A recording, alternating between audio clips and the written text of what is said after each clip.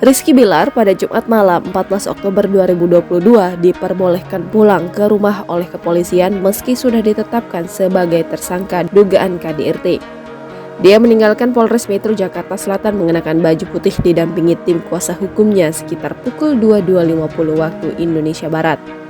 Keluar dari Polres Metro Jakarta Selatan, ia mengenakan mobil berwarna putih. Selang beberapa menit kemudian, terlihat Lesti Kejora meninggalkan Polres Metro Jakarta Selatan didampingi kuasa hukumnya Sandi Arifin. Lesti Kejora dan Sandi menaiki mobil berwarna coklat.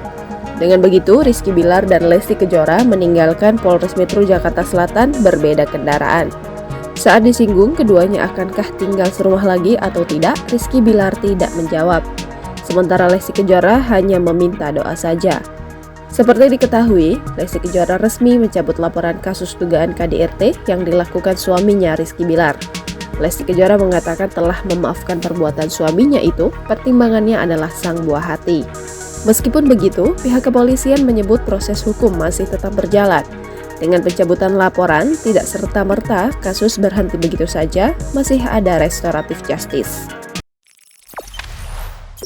Jangan lupa subscribe, share, komen, dan like ya.